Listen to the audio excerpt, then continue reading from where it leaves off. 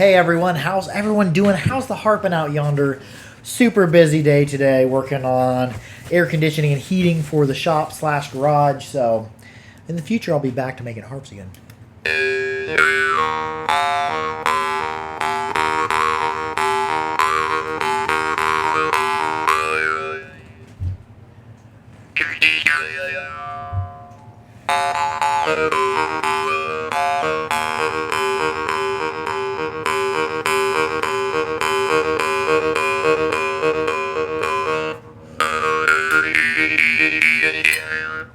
Oh, actually, he had a tooth there.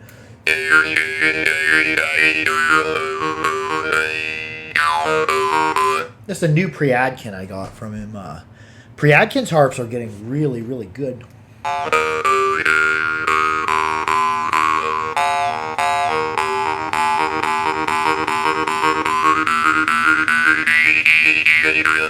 What was I playing last night? Oh yeah, last night I completely lost my mind on a Whitlow. I went way, way, way off in left field on a Whitlow. I really got into last night the not super loud harps. But tonight, my son and my wife's gone, so don't have to worry about waking the baby, so I can play as loud as harps as we want. So I'm going to play this one a little bit, and then I'm going to play something. I'll try to figure out what my loudest harp is. So Whitlow. Whitlow are, for zoning out on the Whitlow, I think are kind of underrated.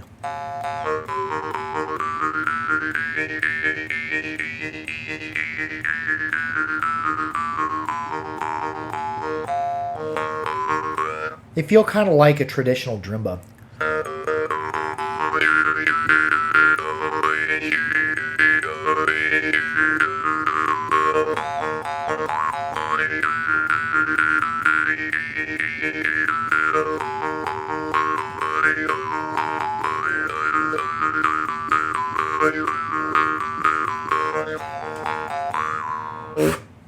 Anyways, in the spirit of playing loud harps, since there's nobody to wake up here in the house today, let's see what my loudest harp is. I think it's probably going to be a Mohan. We'll grab a Mohan. Another Screamer. Where are you? See the Naya Shaman's Eyes, a Screamer. Plehanov's a Screamer. Oh yeah, that Almenchionov are just ridiculously loud. I'm looking for my lit. Where are you, Litvinov? Where be you hiding? I don't know where my Litvinov is. Last time I looked for it, I couldn't find it. It was right in front of me. Oh yeah, here we go. Let's just see how loud we can get on the harp. Let's fire up this Litvinov. Oh yeah, Masco, of course. Masco are just ridiculously loud if and when I can find them. There he is.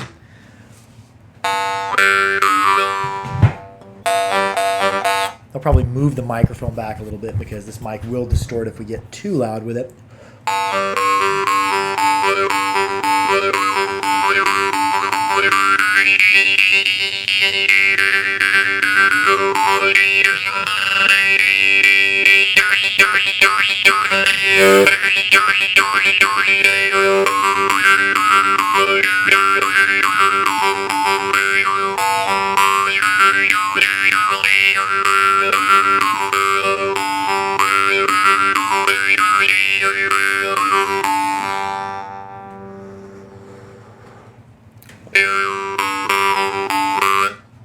Anyways, that one is plenty loud.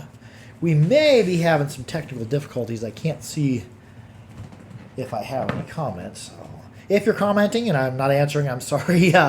YouTube might be on the fritz. So let's see. What else should we play here? Let's say something comparably loud. I wonder if the Masco's louder. Crazy Cucko says, I played my harp for my class and it was at... Oh, awesome. That is so... Thank you for sharing the harp, Marshall. Oh, hello. How are you doing? Let's see here. Masco average. We'll see. We're just seeing how loud we can get with the harp beings. Normally, I can't wail on harps as loud as I can because about this time, normally my toddler son's going to sleep. And I have to be mindful of not waking him. Let's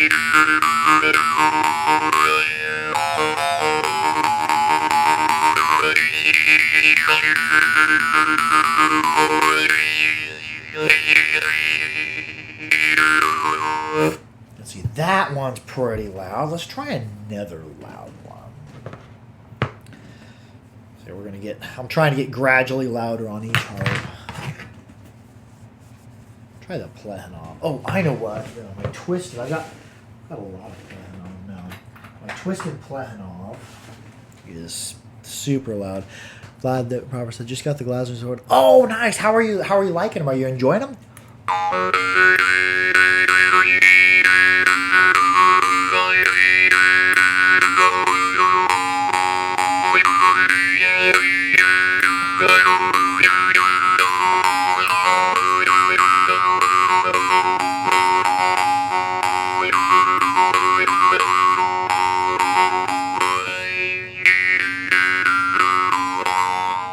I played this one a lot when I was at the Walnut Valley Festival vending. He says, I just started a trend in my school by playing a harp in class. Oh! Zoan Wrestle, you're starting trends in the harp. That's awesome, man. Vlad says, love them both, very meditative. Oh, cool. Yeah, the harp can be super, super meditative. We're going to play a couple more loud harps, and then maybe we'll just get into something meditative. Here's my Naya Shaman. See how loud it is. The loudest harp I think I've ever played was still, I think it was pronounced Govat Soyev. I didn't like the tone quality of it, but it was the screamingest loud harp I've ever played. I should probably revisit the maybe I'm saying it incorrectly, Govat Soyev, Yakut maker. I should probably revisit and try another one.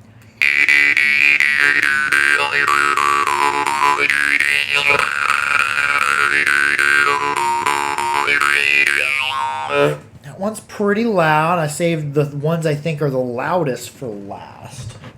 It's my Naya Shaman. I got another Naya Shaman's Eye coming, and his 3-mount. Naya decided to sell a couple of harps from his personal collection. And I was lucky enough to get him. He says he's taking a break for a while, not going to be building for a while. So, like, oh yeah, I definitely want to buy more of your harps. I think he's working on his shop and working on some other things in life. So I'll mention. This was a gift from my good friend George Desjardins. Almentionov. I can't get the Almentionov anymore, but every Almentionov I've ever played is just they really project. Got a little bit of coconut because we're getting down to where we're gapped like laser tight. This one I always get some clicks on. It's just gapped so tight. Let's see if I can do this. And especially to go from playing a Shaman's Eye or my Plehanov, where you're keeping a lot of pressure, this one requires the lightest touch.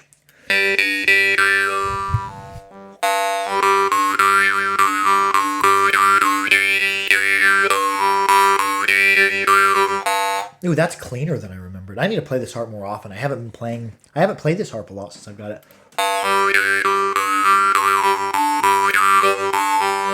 Good tonal quality. We're just going to jump around. Vlad the Improper says that I may check in with you on Facebook to see if you have any cases for the Glasgow. Oh, I do have cases for the Lighthouse. Shoot me a message and I'll make you a special purchase page so you can just buy a case. This was another one I played at the festival just because it was loud at the Walnut Valley Festival where I was vending. It was loud. There was a lot of background noise, a lot of people. I wanted to reach out and get people's attention. I was playing my personal Mohan.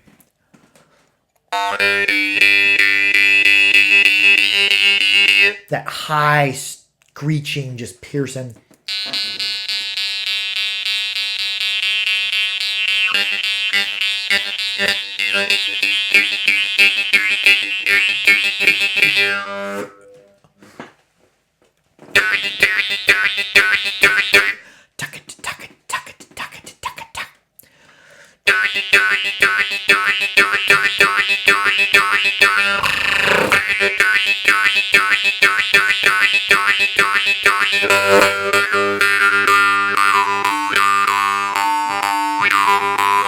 Anyways, what was we going to get into? Kind of just jumping around all over the place tonight. Sucking down the caffeine, you know. You know how it is. Let's see here. What should we play? Let's get something really, really meditative. We're going to get away from the loud harps for a minute. most meditative I can think of. Let's see if I can play this Goring.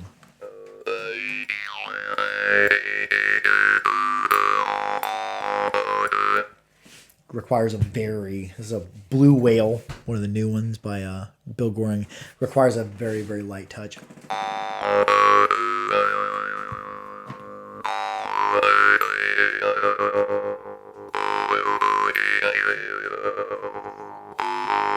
Oh, the Poor Yorick. Oh yeah, I ended up selling the last Poor Yorick to I can't remember his name at the festival.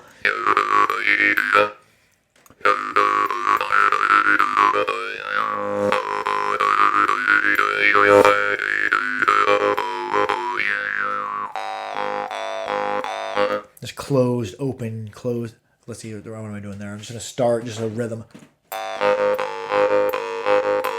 Give an out breath, closed, out, in. Oh, hi, Ryan O'Neill. How are you? Closed, out, in. Let's see here. Actually, I'm giving an out breath, closed, out, in. Hey, Sergio Zisto, how's it going, man?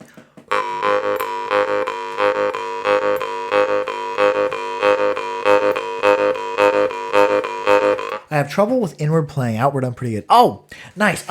What I would suggest, because I started out just only plucking outward. If you want to get better at plucking inward, set aside maybe say if you play 30 minutes for a session or whatever. Set aside the first 10 minutes of just playing inward. Do that every day for a week. It's really going to open you up to the inward playing. I do a little bit of outward plucking, but anymore my taste in plucking is pretty much primarily inward. But yeah, I would suggest if your technique's not as good inward, spend like a third of your time or your first 10 minutes of your playing session just concentrating on plucking inward. Last night I just lost my mind playing on a Whitlow. I was doing lots of breath. And sometimes if I'm breathing and I'm breathing for a long time, and I might even upload that video tonight. I uploaded it on Plucking My Life Away, PLUCK_N, My Life Away on Facebook. Be sure to check that out. A lot of cool players. I go there just to do a fun little upload as well. A lot of cool players on there. But yeah, with breathing rhythms, sometimes I'll do a breathing rhythm for so long and I'll get so far out there that it actually scares me a little bit. I'm like, did I break my brain a little bit? So sometimes, and if I upload that video tonight, you'll notice I stop. I actually scared myself. Like, oh God, what's happening to my brain? It's melting. Some really cool things start to open up as you get the breathing going. I think Neptune Chapotin refers to it as the rolling breath. I've called it hillbilly breathing, which is just a term I made up for it as well. But yeah, just out, in, with some open, with some close. That closing, like if you're like, ha, ha, ha, ha, ha, ha, ha.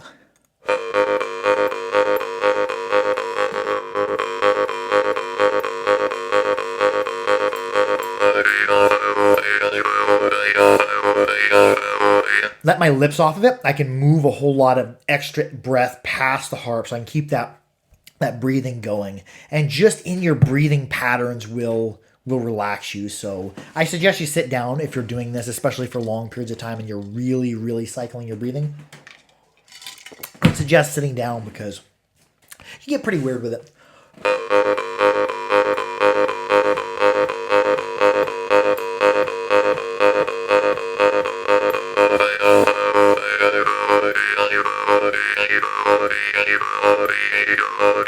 Bring my tongue up, and like it's almost like I'm saying how, how, and I'm not actually vocalizing like that. I'm just trying to demonstrate the mouth shapes I'm making, and not all the mouth shapes translate over to like a vocalization. So I'm just trying to ballpark say what I'm doing.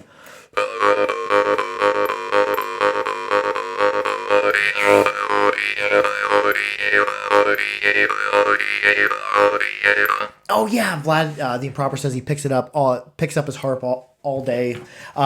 Yeah, I like especially before I got super busy, before I had a son, I would keep harps all throughout the house. So even because a lot of times when you get the inkling to to play, you have to go get a harp or something. If you have harps stashed all over your house, and it's a good way to lose and misplace harps, but have harps stashed, on a countertop here, on a shelf here, on a chair over here. You can just pick a harp up wherever you're at and just get right into it. Because sometimes searching for a harp or especially setting up a camera or something pulls you out of the mood. So it's awesome when you can just keep a harp close like a piece.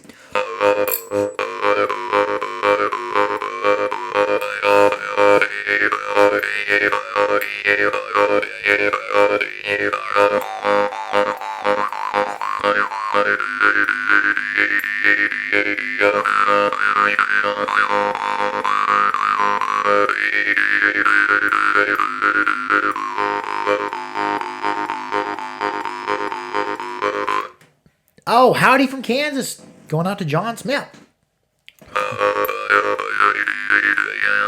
Yeah, I've been playing the goring on and off quite a bit. It's not super loud. It's got good volume, but there is just something about this instrument.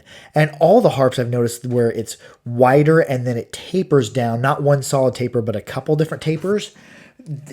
Something really interesting happens with the reed. It's like it builds up resonance right here back at the thicker part. Same thing with like a Plekhanov that's distally tapered. Oh yeah, this is a Bill Goring Blue Whale. I had him make it meditation. He just called it a Blue Whale Medit. He didn't tune it, and then I told him whereabouts my voice was, and he centered it around the frequency of my voice or something like that. I really like the meditation I get with that one. Oh yeah, other instruments that have that same sort of feel, Sumatran gingong and iron, but there's the gingong and iron are really, really quiet. This is like the new Estonian harps. Oh yeah, Parmapal are fantastic instruments. They're not super decorated, but that's not what they're about. They're just really, really clean tone. The G0 is not as clean a tone. It's really creepy. Like if you want a bass, about the deepest I've seen is a G0. That's the only Parm I've got in my collection. I normally don't keep Parm for my collection just because they're an affordable, awesome harp, and I want people to have them on the website. So I'm not hanging a whole bunch of them up on my wall because I can only get so many of them. And a G0, I believe the frequency that it's at, it's 20 some hertz, is you don't get a really complete melodic off of it. And I'm probably butchering the explanation of this. Good day from Australia. Hey, boss, what's up, dude? Yeah, I've been working on heating and air for the shop. So once I get that done and get the ceiling insulated and get the garage doors insulated, I'm going to start on your harp. And boss, I found the perfect spider. I'm just going to talk for a minute. Boz, who just commented, I talked to him a while back, and I'm going to eventually build him a spider dedicated to harp. And I finally found the spider that I want to dedicate it to. There was a big wolf spider on the floor over there. I welcome spiders in my home, except for brown recluses. But big wolf spider, she came out, and she was kind of like sitting way up on her legs. And I got down there, and I'm weird. I got down there, and I talked to the spider for a bit, and she did like a little, it wasn't a threat pose. Sometimes spiders will do this like threatening pose. Did this weird little dance. It was really, really cool. I think she was coming toward the end of her life, though, which, sad time for spiders. Let's play this gangong and iron. And it has a reed that's flared out in the middle. It's narrow at the back, and then it flares out, and I believe, looks like it's been hammered.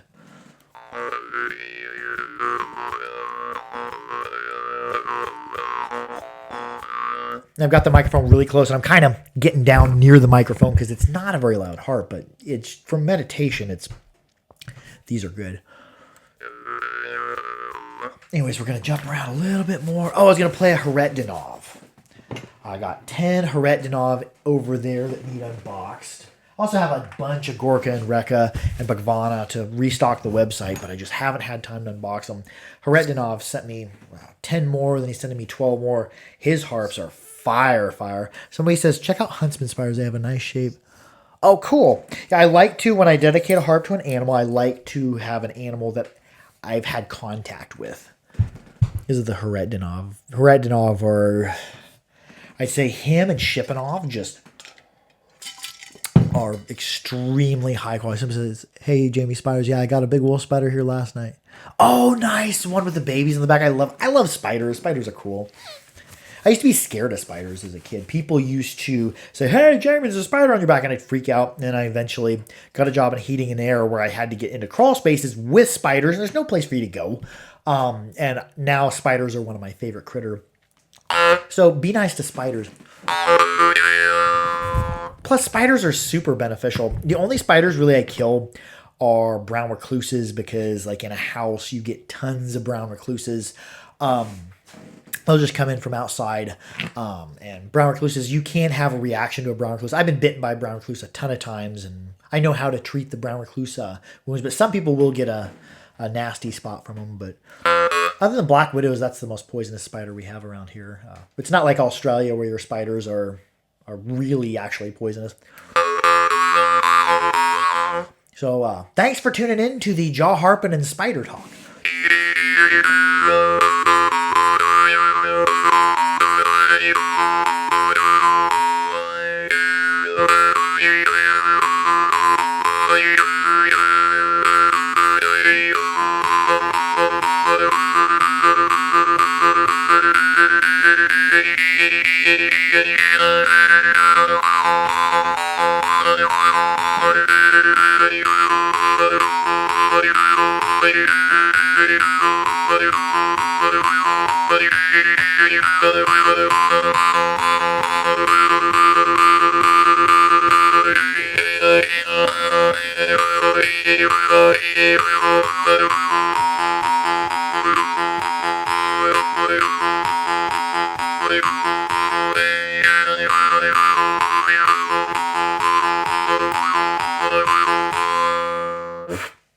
Let's see, we're at 21 minutes. We'll play a couple more harps. We'll try to keep this semi-concise. I don't know if I use concise correctly in a sentence. I don't actually know the definition of the word concise, but I like the way it sounds. Let's see, where is my... It's a Bhagavana. Where's my new Rekha? The new Rekha are curious. And the Bhagavana. Bhagavana is...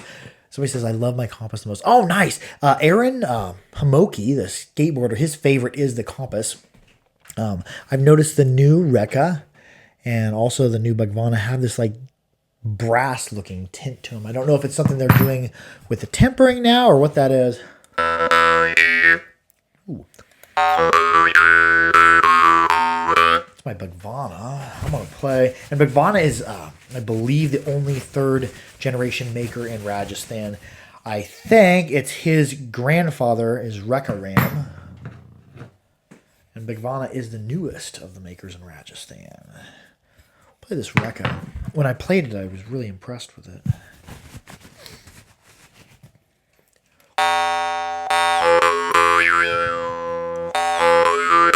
Yeah, the Rekha, the quality of them has been going up for sure.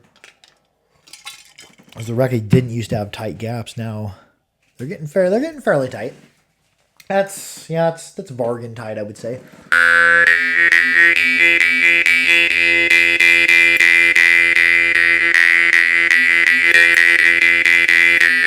One thing I've noticed about Rekha, sometimes the Bhagavana, I took some real light sandpaper, sanded it very, very lightly, because sometimes they're a little bit rough on the tooth, and I don't like a harp that's rough on the tooth or rough on the lips. So a lot of times, especially with a more affordable Morchang like that, I'll take some 1,000 grit sandpaper, just go over it, which doesn't change the shape of the harp, just really smooths it out. I wouldn't use any sandpaper on a Gorka because the heat colors, it'll change them, but...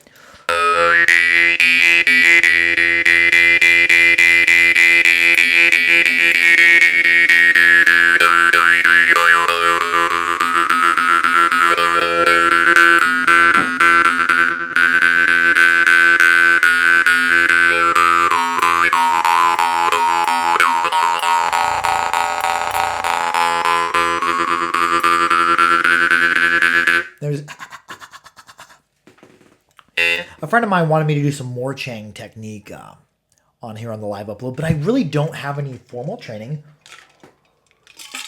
in the Morchang or really any style of harp. A lot of it is just things that I do or things I picked up off other people or whatever. But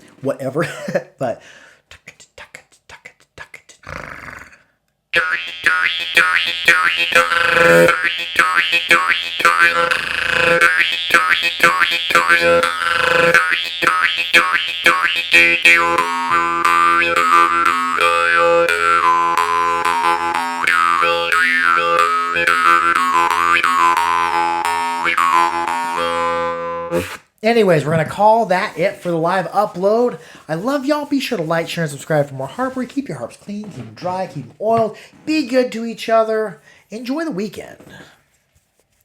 I'm going to have a beer with Grandma after this. Grandma is moving out here pretty soon, getting her own place.